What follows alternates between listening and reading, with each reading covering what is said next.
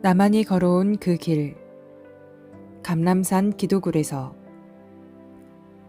20대 시절 내 고향 산 너머로 가면 옛날에 금 캐느라고 깊이 파들어간 굴이 있어 거기에 들어가 기도를 했다. 나만이 기도하고 성경을 공부하던 다리꼴 굴과 천덕굴이다. 굴 바닥은 자갈돌로 칼날 같은 돌들이고 공기는 소통이 잘 되지 않아 탁하고 춥기도 했지만 집의 좁은 방보다 넓어서 좋았고 또 집의 부모나 형제들이 간섭하지 않으니 의식이 안 되어 좋았다. 거기에 가랑잎 낙엽과 풀을 베다 깔고 기도하니 푹신하여 마치 카펫 같았다. 그러나 얼마 안 가서 썩으니 문제였다. 이를 해결하려 계속 꺼치를 바꾸었다. 그런데 또 한 가지 문제는 굴에 오래 있으면 집에서 나를 찾는다는 것이었다. 그래서 처음에는 식구들이 잠잘 때 밤에만 한바탕 기도하고 가고 그 후에 농사철을 벗어나면 계절도 날짜도 제재를 안 받고 기도했다. 집의 부모와 형제들이 거기서 뭐 하냐고 했다. 더 이상 묻지 않고 대답하지도 못하게 돈 없어서 학교에 못 갔으니까 공부해서 취직할 것이다 라고 했다. 그랬더니 집에서 공부하라고 하여서 식구들과 공동생활을 하니 작은 일 큰 일로 인하여 공부가 제대로 안 된다 라고 했다. 내가 살던 집의 방은 정말 좁았다. 사방 7자 반쯤 되는데 논까지 놓고 7 남매가 생활하니 누가 엎드려서 공부를 하거나 기도를 하면 좁아서 다른 누가 양보하고 서줘야 했다. 내가 공부해서 취직한다니까 형제들도 부모도 재미있어 하며 웃었다. 어렵다는 의미며 안 된다는 의미였다.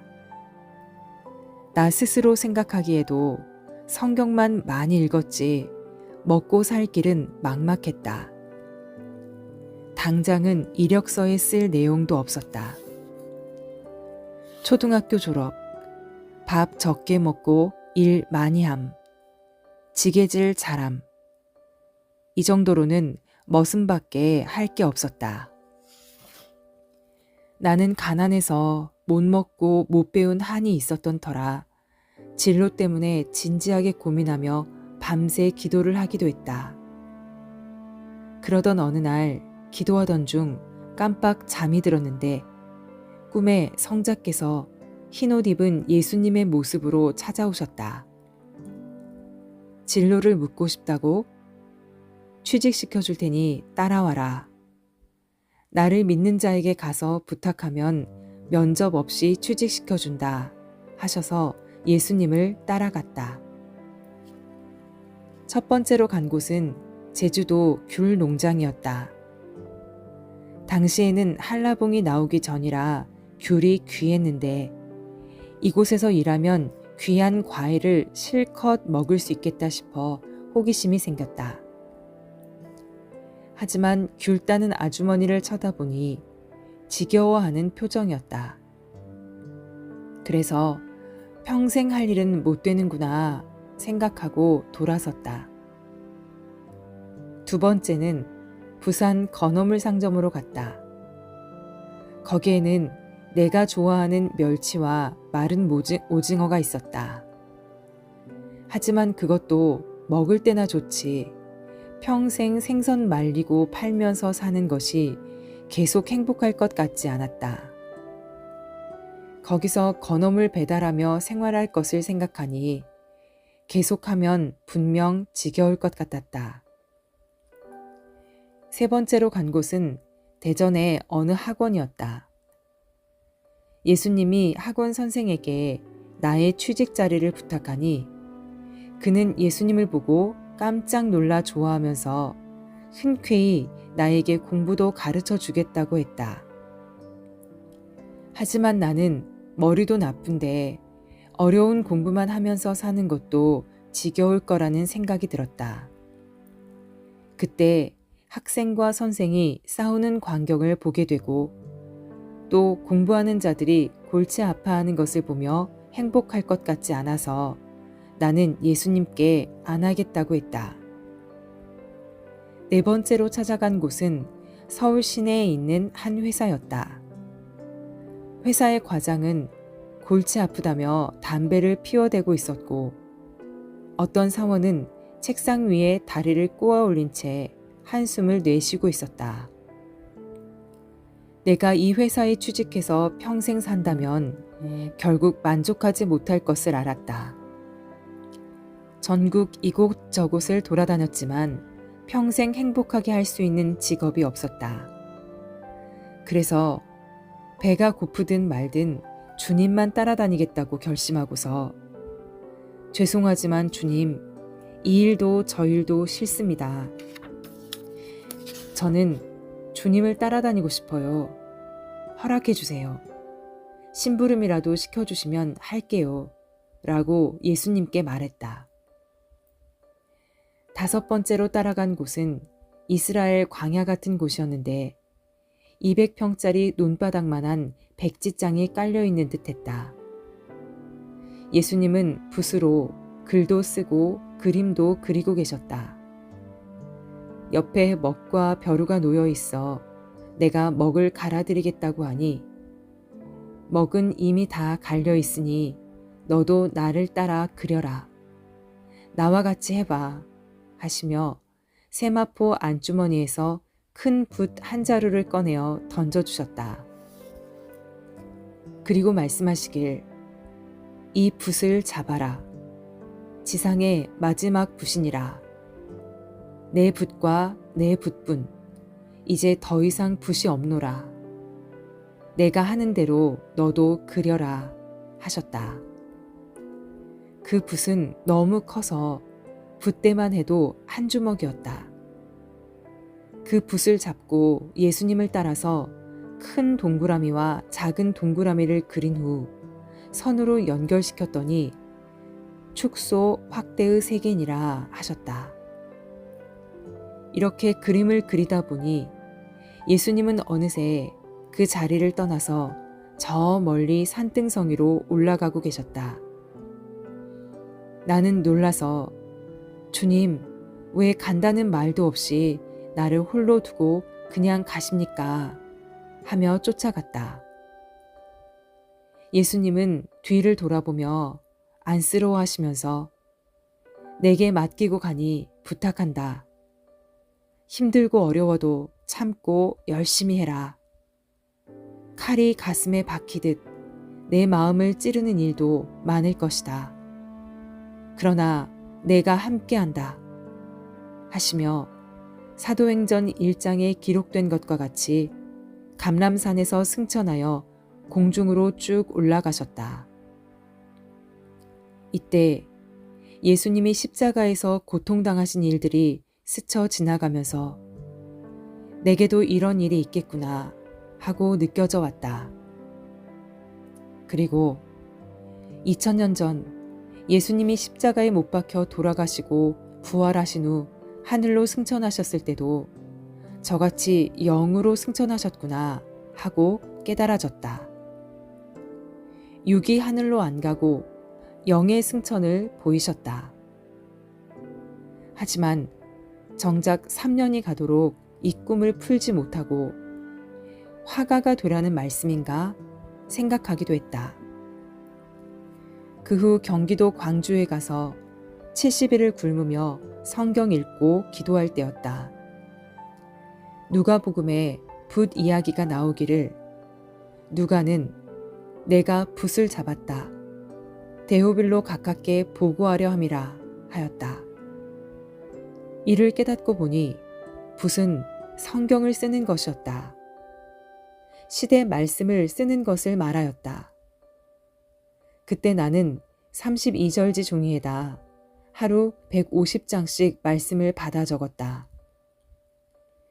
그 기간에 꿈을 풀어 예수님의 붓 한 자루는 신약 말씀이고 예수님이 내게 준 붓 한 자루는 이 시대 성약 말씀의 붓, 구원의 사명의 붓을 의미한다는 것을 깨달아 혀 끝과 펜 끝의 붓, 행실의 붓을 지금까지 놓지 않고 쓰고 있다. 지난 40여 년간 시대 따라 펜을 들어 5,000자루 넘게 생명의 글을 썼다. 5만여 잠언을 썼고 3,500여 편의 시도 썼다. 옥중에서 시대를 따르는 자들의 신앙을 관리해주며 7만 통의 편지를 썼고 말씀도 수만 편을 썼다. 또 입으로도 수만 번을 설교하고 가르치며 외쳤다. 예수님과 성자의 몸이 되고 하나님과 성령의 몸이 되어 외쳤다. 붓을 주셨으니 이같이 행한 것이다. 이와 같이 맨 마지막 나의 취직 자리는 예수님을 따르는 일이었다. 그러나 부모님은 그때 당시 내가 산에서 공부한다고 하니 마을에서 크게 보는 동네 반장 혹은 이장이 될 것을 생각하셨다. 네가 공부해서 어디에 취직하여 들어가겠냐.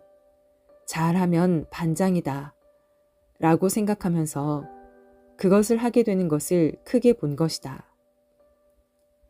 월명동 내 마을에는 4집이 살고 밑에 중말거리 마을에는 8집이 살고 성막리 큰 마을에는 85집이 살아서 누가 이장을 하게 되면 항상 성막리 큰 마을 사람이 하였고 반장을 하게 되면 중말거리 사람이 하면서 월명동의 반장까지 겸해서 했다.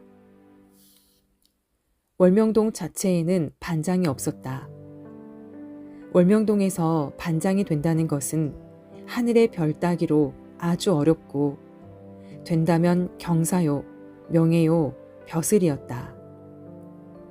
고로 어머니는 반매면서 너 반장이라도 하게 공부해봐 하셨다. 중말거리에서 다음 해에는 네가 한다면 하게 한다더라. 내게 귀띔해 주었다 하셨다. 나는 솔직히 반장을 시켜도 하기 싫었다. 명예고 권세고 벼슬이고 서류를 봐야 하고 한문을 다 알아야 되니 골치였다.